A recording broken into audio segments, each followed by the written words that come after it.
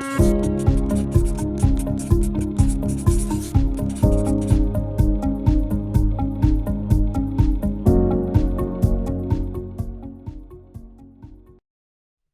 and welcome to the latest video from Multilingual 101, Empowering Multilingual Families. In this video, we reveal the most common myths that persist around raising bilingual and multilingual children. While you may think that we live in more enlightened times and that language learning is universally supported, the reality is often different. We hear numerous stories of genuine skepticism towards young children learning second or third languages. This frequently comes from friends, family, and, most shockingly of all, even from school teachers.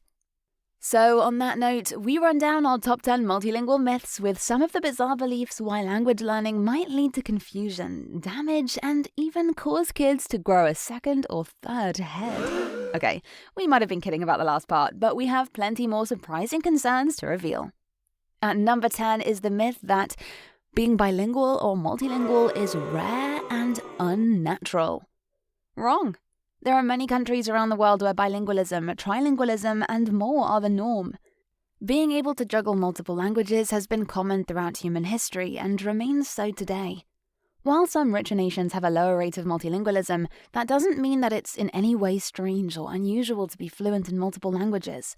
Around 13% of the global population are currently estimated to be trilingual. That's equivalent to just over 1 billion people. Yes, you heard right. 1 billion people. So much for rare or unnatural. At number 9 is the myth that learning another language will cause kids to lose their first language. Wrong again. Kids are smart and flexible enough to take on another language, even at a very young age. More than that, studies show that children learning another language or two actually show more cognitive flexibility than their monolingual peers. At number 8 is the myth that being exposed to multiple languages might trigger a delay in kids learning to speak. Well, we're feeling charitable, so let's give this one a yes and a no. Children learning multiple languages may sometimes take slightly longer to start speaking while they absorb the languages they're hearing and sort things out in their own mind. But after that, you'll often see that their innate awareness of linguistic rules and principles is far more advanced once they do start speaking. At number 7 is the myth that learning another language causes confusion in young kids. Wrong. Similar to a couple of the earlier myths we listed, there is no real truth to this.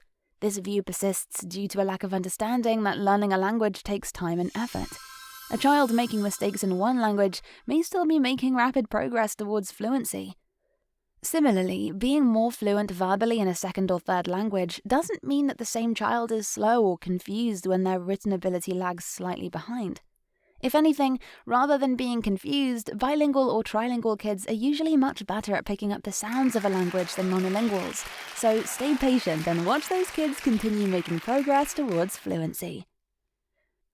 At number 6 is the myth that speakers of more than one language struggle to find the right word. Nope, sorry, wrong again.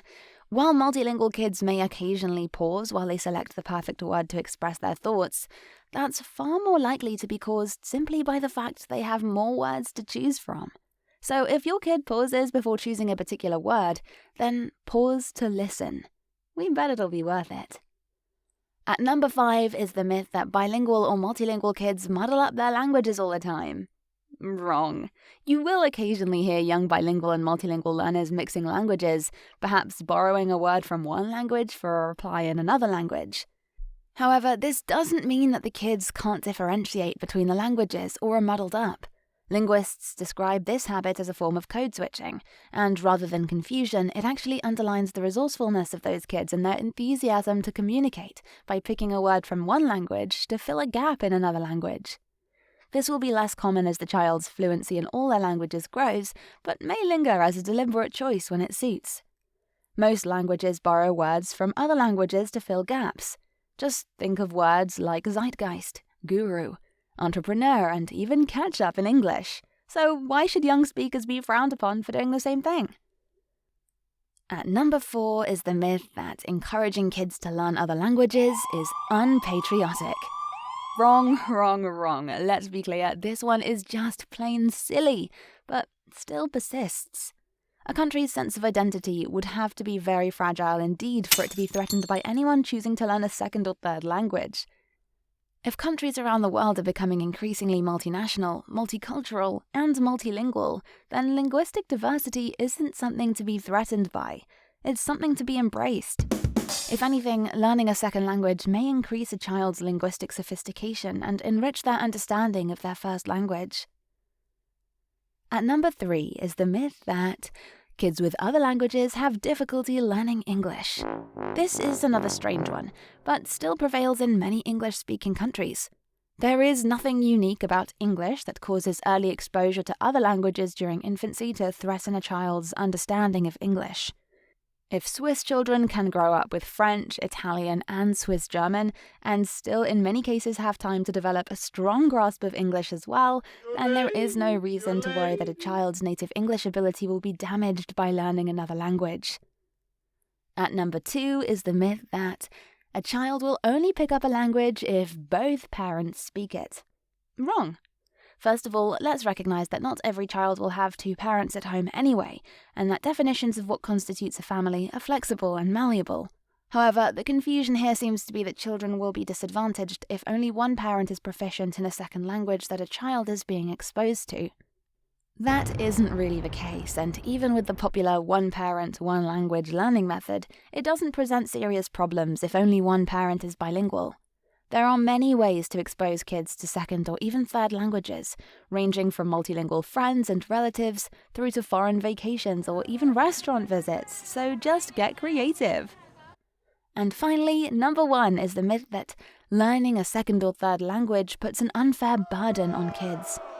Yes, you guessed it, this final multilingual myth is also completely wrong. Sure, the idea of exposing a child to another language might originate with parents, but the same could often be said about early music, sports, or dance lessons.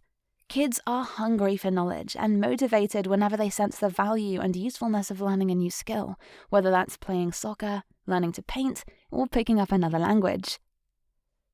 More than that, they will be grateful when they're older. How many monolinguals look back and regret that they weren't exposed to other languages from a young age? Learning a language is rarely a burden. If anything, it's a gift, which will open up a myriad of personal and professional opportunities for them in the future. Give a child the gift of a new language, and you're giving them a new way of seeing and understanding the world. We hope you enjoyed this video, and remember, if you're not sure about how best to support your child's linguistic needs, then don't be afraid to seek advice from a speech therapist, child psychologist, or a language professional in your area. They can help you refine the right language strategy to suit your family and your situation. Help is out there. In the meantime, watch out for our weekly videos here at Multilingual 101, with our regular mix of information and inspiration as we put the fun into supporting multilingual families. Finally, if you like this video, please like it below and hit the subscribe button so you don't miss out on future videos. Rest assured, we'll be thanking you in as many languages as we can think of. Until next time, this has been Multilingual 101, empowering multilingual families.